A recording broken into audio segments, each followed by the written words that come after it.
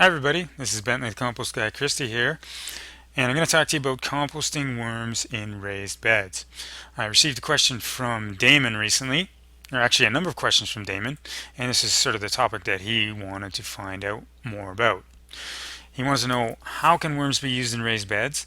What type of worms specifically, whether it be red worms, Icenia fetida, or European nightcrawler, Icenia hortensis, or a combination of both, how to avoid backbreaking labor, and essentially what sort of densities of worms would you recommend for this type of system. Well, as you can imagine, the good news is that you can indeed use composting worms in a raised bed, or really any other type of gardening system.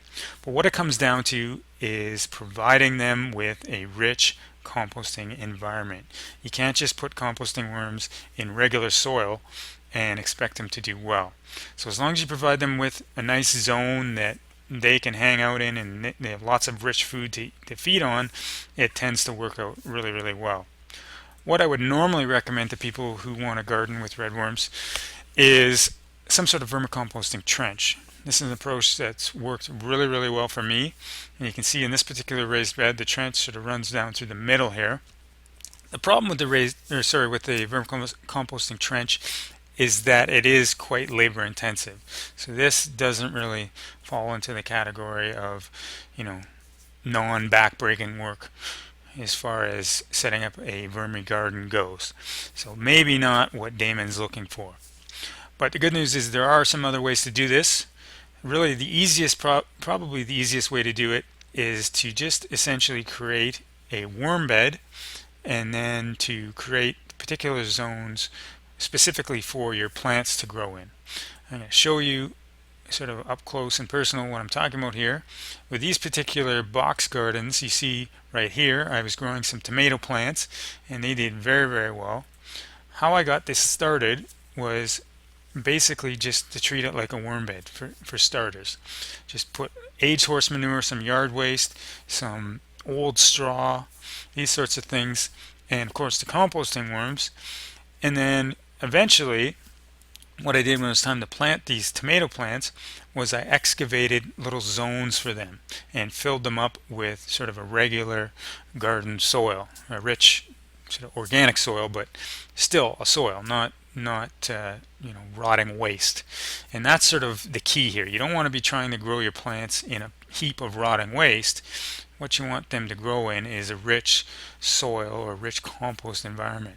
So by the time these plants got bigger, they sent their roots out into the middle zone, and the environment there was probably a lot more conducive for helping them to grow because the worms had been busily processing all that material. So it seemed to work really well. As far as feeding goes, all I would do is add some food waste in the middle zone here and then just cover it up with straw or whatever.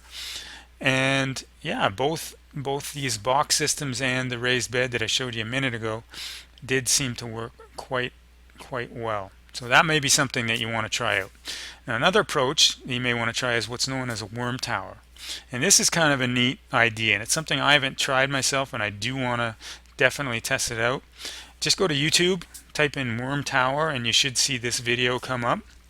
Basically the idea with this is to create a cylinder, some sort of plastic, PVC, whatever, and drill a whole bunch of holes in it, and then basically bury it in the ground and treat it like a worm bin.